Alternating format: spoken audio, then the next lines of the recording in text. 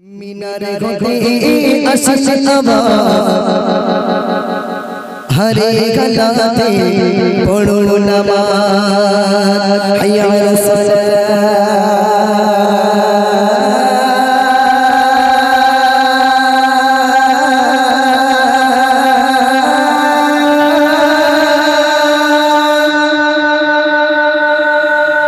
हय्या अला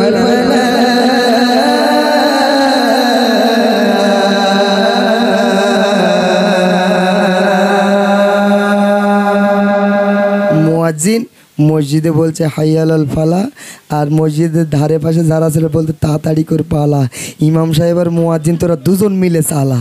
বুঝতে পারেননি ইমাম আর মুয়াজ্জিন তোরা দুজন মিলে চালা আর এদিকে তোরা যারা আছে সবাই পালা তাড়াতাড়ি বুঝতে পারেননি তো মসজিদে যখন আজান হয় নামাজ পড়েছিল আল্লাহর রাসূলের সাহাবীরা কেমন মন দিয়ে শুনুন বাবার একটু জোরে তাকবীর দাও নারে তাকবীর मीनारे घोटे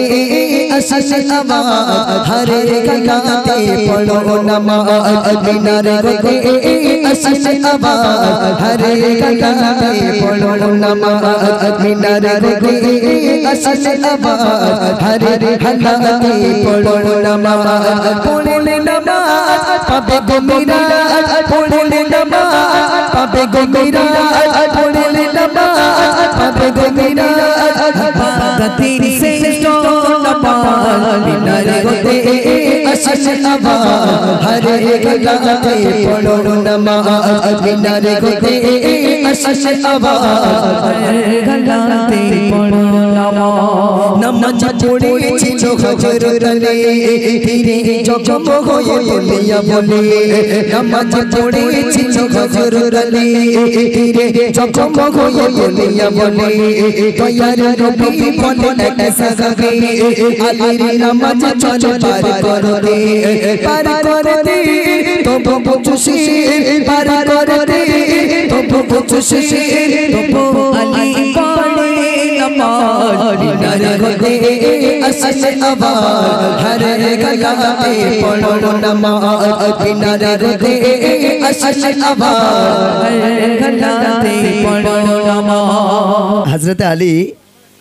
কাফের বেঈমান বেদিনীরা তারা তীর নিক্ষেপ করেছে হযরতে আলীর গায়ে যখন তীর বেঁধে গেছে সাহাবী ভাইরা যখন তীরটা বার করতে যাচ্ছে তো বার করতে দিচ্ছে না এত যন্ত্রণা হচ্ছে ওই সময় আল্লাহ রাসূল বললেন দাঁড়িয়ে যাও আর হযরতে আলী যখন নামাজে দাঁড়িয়ে গেল তখন সাহাবীদেরকে ডাকলেন ও আমার সাহাবীরা এদিকে আসো বলে কি হয়েছে ইয়া রাসূলুল্লাহ বলে যাও আমার আলী নামাজে দাঁড়িয়ে গেছে আলীর গায়ের থেকে তীরটা বার করে নাও আহারে হযরতে আলী নামাজ পড়ছে আলীর গায়ের থেকে তীরটা বার করে নিল হযরতে আলী বুঝতে পারলেন না জোরে হোক না সুবহানাল্লাহ আর জোরে হোক না সুবহানাল্লাহ আর আমরা এত পাক্কা নামাজি আমরা নামাজে দাঁড়িয়ে গেলে আমাদের সামনে মুরগি জাকার ইঁদুর জাকা আমাদের সব খেয়াল থাকে বুঝতে পারেননি হ্যাঁ আমরা নামাজ পড়তে পড়তে কিছু দাদি আবার মুরগি তাড়ায় ধানে মুরগি পড়েছে বলে সব কোথায় গেছে ধানগুলো খেয়ে নিলে সব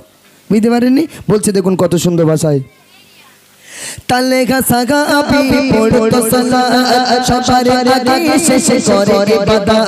তালেগা সাহাবী পড়তো সালাত সবার আগে শেষ করে ইবাদত প্যারে নবী বলে নারে সবার আগে কেন যাও গরে বলে সাহাবী গরে আমি বলে সাহাবী গরে আমি একে কাপড়ে সামনে তেরে নারতে आशीष आवाज़ हरे गलाते पढ़ो नमाज़ मीनारे घोटे आशीष आवाज़ हरे गलाते पढ़ो नमाज़ আমাদের ঘরে জামা কাপড়ের অভাব নাই আর নামাজেরও বালাই নাই জামা কাপড় কম আছে ভাই আমাদের ঘরে শোকেশে জামা কাপড় ধরে না কিন্তু আমরা নামাজও পড়ি না বাবা হযরতে তালহা রাদিয়াল্লাহু আনহু তানাদের দুই স্বামী স্ত্রীর মাত্র একটা কাপড় ছিল এবং ঘরের ভিতরে তারা দুইখানা গর্ত খুঁড়ে রেখেছিল যখন ওই হযরতে তালহা রাদিয়াল্লাহু আনহু যখন মসজিদে নামাজ পড়তে যেতেন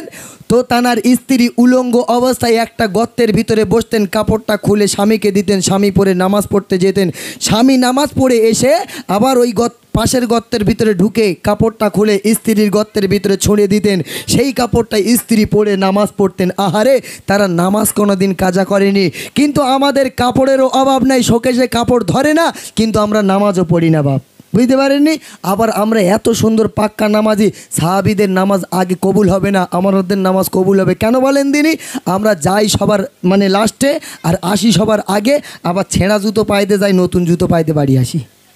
বুঝতে পারেননি? আমাদের নামাজ তো আগে কবুল হবে। তবে এই গ্রামের ভাইয়েরা খুব ভালো, এরা জুতো মুতো চুরি করে না, আমাদের যদি খুব চুরি হয় বলছে দেখুন, বিশেষ করে ওবায়দুল্লাহ ভাইদের দিক। হ্যাঁ, এদের ওদিক তো ওই আমাদের ওই নীলবাবু যাচ্ছেন তো, মসজিদে গেলে নতুন জুতো রেখে আসলে ব্যাস আর খুঁজে পাবো। আমি একদিন খালি ভাই বাড়ি এসেছি আমাদের মসজিদে, বলছে দেখুন,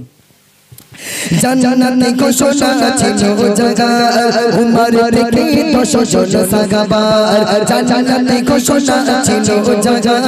উমর থেকে 10 জন সাহাবার, তবু উপরে নিয়ে ছাড়তে নামাজ, সদা রবের প্রতি ছিল বিরাজ, বলে মানা নবীর নামাজ, বলে মানা নবীর নামাজ, দিতে পড়ো সদা নামাজ, মিনারে গদে আসলে আবার হরে গলাতে পড়ো নামাজ, মিনারে গদে আসলে আবার হরে গলাতে পড়ো নামাজ, মিনারে গদে আসলে আবার হরে গলাতে পড়ো নামাজ।